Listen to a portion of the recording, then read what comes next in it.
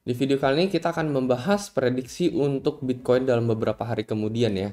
Sejauh ini kita juga so far masih stay di support ini dan kita udah mantul kembali teman di sini ya. Jadi kita nggak kembali break dari support ini ya, support terkuat di level 29.2 ini. Jadi setelah kita break dari pola symmetrical triangle ini, kita berhasil bertahan, at least sejauh ini berhasil bertahan di atas pola symmetrical triangle ini. Jadi breakout, abis itu kita retouch pattern symmetrical triangle ini sama seperti yang gue bilang di video sebelumnya. Lalu saat ini kita udah mantul kembali, jadi memang terlihat masih ada harapan untuk Bitcoin ya. Kalau menurut kalian kira-kira dari sini Bitcoin bakalan breakout gitu ya, atau kira-kira bakalan setelah ini ternyata kita menerima fake out lagi, di sini gue bisa saranin platform trading untuk ngelong maupun nge-short Bitcoin ya, leverage hingga sampai 125 kali. Jadi market BingX ini memiliki platform futures yang paling rendah di antara yang lain, teman. Kalau kalian bandingkan sendiri, yang ini di sini cuma kena 0,2%, kalau di market lain bisa 0,5 sampai 1%. Selain itu dia juga memiliki keunggulan yaitu fitur copy trade yang jarang ada di market yang lain. Menurut gue ini cocok banget buat pemula ya. Mereka di sini ada fitur copy trade. Kalian bisa cek sejarah trader masing-masing seperti apa. Sebulan terakhir profit rate-nya berapa, dalam 3 bulan terakhir apakah mereka konsisten profit atau tidak. Jadi menurut gue cocok banget buat pemula. Selain itu bagi kalian yang sibuk kerja, nggak sempat mantengin grafik setiap saat, fitur copy trade ini sangat berguna teman, karena kalau misalkan mereka buka posisi, kita bakalan keikutan, mereka tutup, kita juga bakalan keikutan. Jadi cukup tinggal deposit duit doang, lalu kita tinggal follow copy trader tersebut. Mungkin bagi teman-teman yang tertarik, kalian bisa langsung join BingX, linknya ada di deskripsi di bawah, teman bisa langsung mendapatkan bonus sampai $120. Selain itu, kalian akan otomatis menjadi salah satu partisipan di dalam komisi trading yang rutin gue adakan ya. Biasanya gue giveaway senilai 7 juta rupiah cash ini. Selain itu juga sisanya ini rewardnya bisa mendapatkan trading bonus. Dan ini khusus hanya untuk referral gue aja. Selain itu khusus untuk referral yang menggunakan link gue, kalian akan mendapatkan bonus $20 kalau misalnya kalian deposit 100 USDT minimal di sini teman. Jadi untuk mendapatkan benefit-benefit tersebut ya, itu juga rutin gue adakan, nggak cuma sekali tetapi berulang kali ya, rutin biasanya tiap bulan. Kalian bisa langsung daftar aja menggunakan link khusus yang ada di deskripsi di bawah. Jadi gue ada ngeliat sedikit kesamaan pola temen-temennya dari bearish scenario yang terjadi dari awal Mei ini temen-temennya, dari tanggal 5 Mei sampai tanggal 12 Mei ini. Ini sepertinya agak mirip-mirip atau terulang lagi teman-teman kondisinya dengan apa yang terjadi pada 24 Januari sampai Februari ini. Jadi per kita closing weekly teman di sini kalian perhatikan ya, ini baru aja terjadi kemarin tanggal 5 Juni kita closing dengan ekor di atas seperti ini teman. Jadi kita sempat ngepump sampai 32 sekian, cuman kita closingnya di bawah. Baru aja kita membuka minggu ini dan langsung pump sekitar 4%-an. Dan kalau misalnya kalian perhatikan ekor di atas seperti ini ternyata udah pernah terjadi sebelumnya temen ya. Di tanggal 28 Februari sampai 7 Maret ini. Ini kalian perhatikan exactly kita sempat pump sampai 45.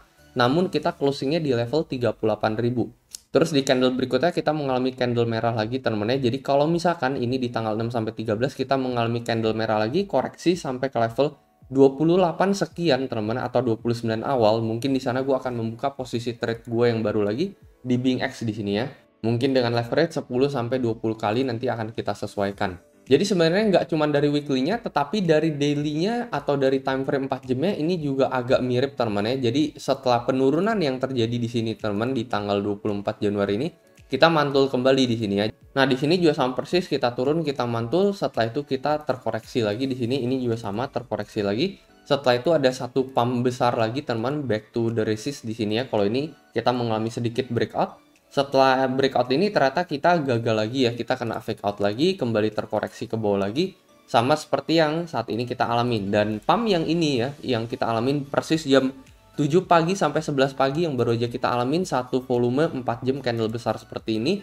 Ini kalau misalnya kalian perhatikan, ini ternyata juga terjadi sebelumnya ya, satu volume candle 4 jam yang besar. Cuman setelah ini ternyata kita goes back down lagi teman. Jadi kalau misalkan bakalan terjadi pola yang mirip lagi, berarti pada saat ini teman di level 31.1 ini, kita bakalan turun entah itu ke level balik ke level 29,5 lagi atau ke level 29.000 awal nih teman ya. Possibly sih di 28 akhir teman di sini ya. Jadi kalau misalkan kita tarik lebih lanjut trendline ini kan mungkin bisa nyentuh di sekitaran 29 awal sampai 28 akhir. Sekaligus jangan lupa teman, kalau misalkan box yang gue arsir berwarna kuning ini so far Bitcoin selama beberapa minggu ini bisa bertahan di atas support ini. Jadi ini juga cukup kritikal teman-teman ya. Box yang gue arsir berwarna kuning ini ada di level terendahnya ya. Terendah ada di level 28.700. Jadi so far Bitcoin nggak pernah turun di bawah. Sekalipun pernah di bawah, ini di tanggal 26 Mei doang kita langsung balik ke atas ya. Jadi ini berperan sebagai support yang sangat kuat di level 28.700 ini. Jadi kita nggak pernah turun di bawah 287 ini kecuali di tanggal 12 Mei ini aja teman-teman. Ini sempat sekali, itu pun hanya sekitar 4 jam kita langsung balik mantul ke atas ya. Jadi kalau misalnya kita ubah ke grafik time frame weekly di sini, kita benar-benar nggak pernah turun di bawah level 287. Ini cuma sekali doang di tanggal 12 Mei tersebut teman-teman. Jadi setelah ini kita udah nggak pernah turun sama sekali. Kita so far bisa bertahan di level support terkuat kita.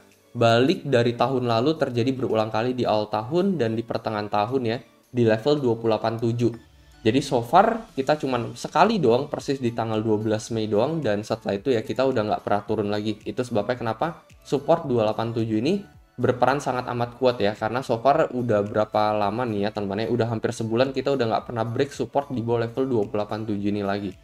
Jadi gua expect support terkuat sih persis di daerah support trendline ini yang kita udah tarik terus menerus garisnya ya, supportnya makin lama makin tinggi, dan ini overall nanti akan mencapai di level 29 awal teman-teman. Jadi untuk saat ini masih ada potensi skenario yang sama bisa aja terjadi, kita kembali terkoreksi dari level 31 ini back ke level 29 ini, sama seperti apa yang terjadi pada masa lalu teman-teman ya. Ini so far sih mirip banget nih teman-teman. Setelah itu mungkin dari sini ya pelan-pelan kita bakalan mantul dan bisa aja the real breakout terjadi all the way ke level 37.000 US dollar setelah ini. Jadi itu sih teman-teman apa yang gue lihat, dan bisa aja ini terjadi teman-teman, bisa aja ini terulang lagi teman-teman ya. Kita udah ngeliat beberapa kali sejarah udah terulang lagi. Contoh sejarah terulang lagi ya, misalkan ini di tanggal 10 November ya, skenario 10 November 2021, ini banyak banget yang nggak percaya ini bisa terjadi lagi teman-teman ya, ketika kita mengalami pola koreksi yang sama persis, setelah itu ada crash yang terjadi di pola CED di sini ya, CDE di sini, ini terulang lagi sama persis di sini ya, kita terjadi crash lagi all the way ke level 29 dari CDE ini. Ini juga terulang sama persis mirip ya, pola November terulang lagi di bulan April. Jadi bisa aja ini juga terulang lagi gitu ya. Kita all the way koreksi ke level 29, lalu maybe pelan-pelan dari sini kita bakalan breakout teman. So itu aja teman kalau menurut gua ya, dan ini hanya menurut pandangan pribadi dan analisa pribadi gua sendiri. Jadi bisa benar bisa salah juga ya. Ini namanya analisa, bukan sesuatu yang pasti. Kalau menurut kalian kayak gimana nih? Mungkin kalian bisa coba komentar di kolom komentar di bawah. Itu aja teman, dan seperti biasa sampai jumpa di next video.